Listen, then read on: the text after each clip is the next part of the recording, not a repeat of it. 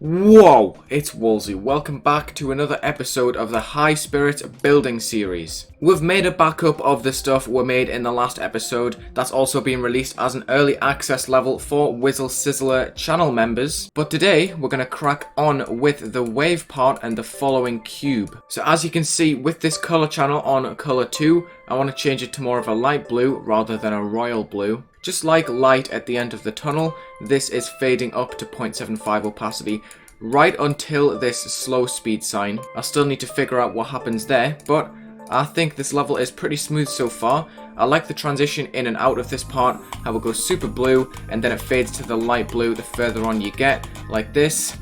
I think it's a nice touch. I think it's going to be nice to transition back into a white focused part towards the end so you get the full progression. Step 1 again today is probably structuring. I'm making a bold change. I mean, it's hardly noticeable. I'm just half spacing this structure like that so then I can move these slopes swiftly on like so and it will match up perfectly on the top. Then to kind of match that, I think this is going to be better off half spaced too. So now these two blocks are kind of evenly spaced between these structures. It barely makes a difference anyway because you're spamming through there. I'm kind of building quite similarly to the Trippy Trip section with the V-shaped bottoms of these objects right here. I wonder if I could sneak a coin in here just like the coin in Trippy Trip. That's smooth. I like it. Twice in a row as well. Let's be having you. Let's be having you. Alright, so I copied the values of the previous blocks and pasted them onto the wave structures, and there's a big long post that changes them from grey to white on a 4:4 fade time. Also in this transition there is a very subtle movement of the overlay which just shifts up to the boundaries of the wave. You can't notice it at all, it's just on a 0-second move time, just puts it up 20 on the Y. Just so that this part can also have the same shadowy format, but that's not all the blocks have to them. They're going to have another effect which is quite similar to Trippy, and they're going to have another design overlaying them. It's time to make that bottom layer effect, so I've selected all of the bottom blocks. We're going to copy paste. You'll notice I changed the Z order to -20 to make a nicer bottom layer. We're going to increase that by 2, increase the editor layer by 1, and also half space this down like that. Just repeating the process over and over again. So there's going to be 7 layers to this. 1, 2, 3, 4, 5, 6, 7 different layers. They're all on the same color, but they're going to get covered up at different times. Okay, so on editor layer 8 now, I've got a big long strip like that. It's on scale 2. The bottom layer of this is going on B3 and -19, so just one above the bottom layer of this, which is on editor layer 1, -20, as you can see. So when this is covering, you'll notice that only that layer is covered up in that strip. Then this strip is going to get copy pasted, scaled down to 1.75. Then the editor layer is going to be moved 2 up. Just repeating the process with intervals of 0.25 on the scale. So the next one's going to 1. And then we increase the Z order by 2 again. And the finale, 0.5. This is going on -7. I've copy pasted the strips a little bit so it covers up the screen with little 1 block gaps like so. It's getting added to 18, which is a low opacity. Then the next 3, which is 102, and this is going to move right on the portal. Just lock into the X-axis for now, and we'll figure out move time, which will just move it back across the screen like 200 blocks or something in 10 seconds. I don't know, this is just a very brief guess.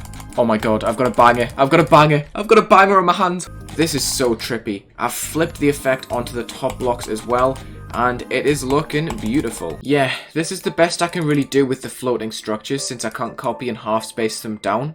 It's probably going to work, but it's just going to be a little bit weird in the process. I think it's one of those things where it's going to knock my confidence until I can properly find the way to tie it in. So I've redone the slopes right here. Bold move, I know, but the slopes are now in a diagonal form like this, and then they're half spaced to move back like this in the same format. You just move it up on the Z order by +2 every time. Same groups and colors as before, but you'll notice when I go into preview mode, damn, you get an epic like appearing effect on those. That is so cool looking. Holy crap. I mean, it's barely possible at the moment because you can barely see what you're doing. But imagine this with a block design and some pulses and stuff on. Sheesh! With effects like this, there comes a lot of decision. and I've come to the conclusion that these floating objects in the middle of the part kind of take away from the immersion that the other blocks give you. Since they don't follow the same format, they don't really tie in, the half opacity thing I've just tried doesn't work either. So I'm going to try and rework these floating structures into the blocks.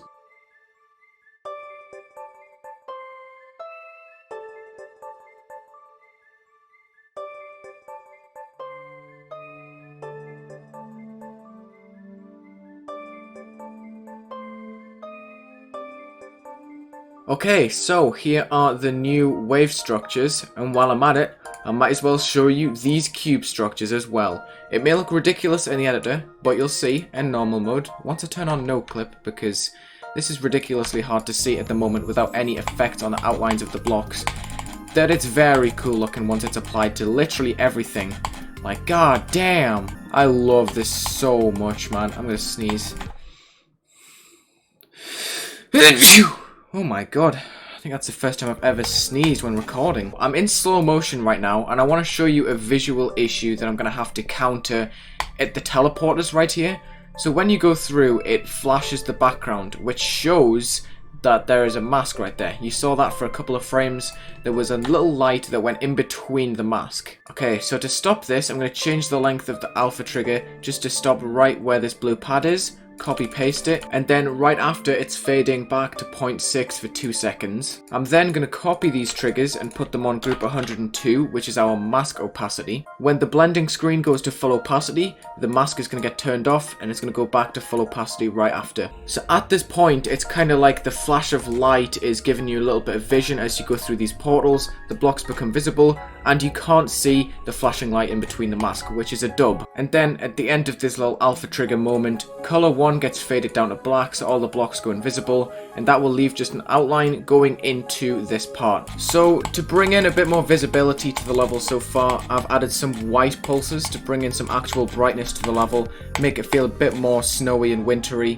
With a few tweaks to fade times and opacities, I'm pretty happy with this color scheme for this part. The effect's still strong, but I've also got some nice looking pulses in there. Before I start making the decoration, I want to see how these filler blocks would look if they had don't fade and don't enter removed, to give them some block transitions, and at the same time I want to give these top layers high detail, because as you can see they consume 8,700 objects, which is ridiculous. What I like about this is that the level's still functional in low detail mode. The effect still kind of works.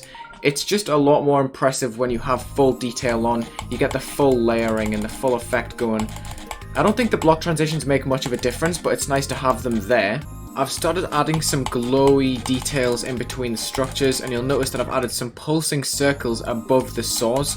I kind of want to add more and more white details that don't fade on the sides of the screen and go above all of the masks. On editor layer 9, we've got some black blending glow strips that are on half opacity and a new group 104, T1 just like the other white details.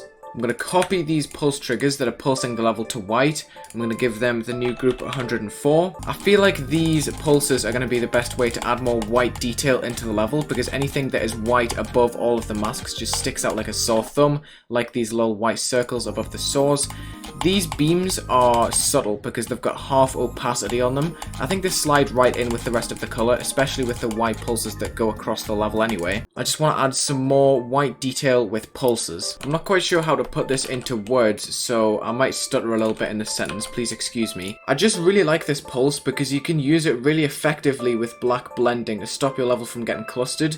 You can use a lot of detail and not worry because it's constantly getting turned on and off, and you know that the detail's only going to be there when the level is pulsing. Because here, I've got a lot of circles and arrows and stuff that's just floating in midair, but it's quickly getting whisked away. So as a result, you get both periods where there's a lot of detail and periods where the effect is like really dominant and taking up a lot of the screen. In the moments where there's not much detail, the effect really takes your focus, and that's how I wanted it to be from the start. Also, this is how it looks in low detail mode. I don't think there's much of a problem here, honestly, and we're saving like 8,000 objects, so it's pretty well optimized. But yeah, that's pretty much the end of this building episode. We've made a lot of progress here, and there's a lot you didn't see because there was a lot of tampering with opacity, fade times, how the effect would move and stuff. So I don't know how long this video is going to be, but hopefully you enjoyed anyway. still don't know about the visibility. Maybe it'll get changed at some point, because that wave part's kind of devious. Thank you for watching this Geometry Dash building episode. Check the links in the description if I'm at Twitter, Twitch, Instagram, and Discord server. Leave a like and subscribe, and have a good day.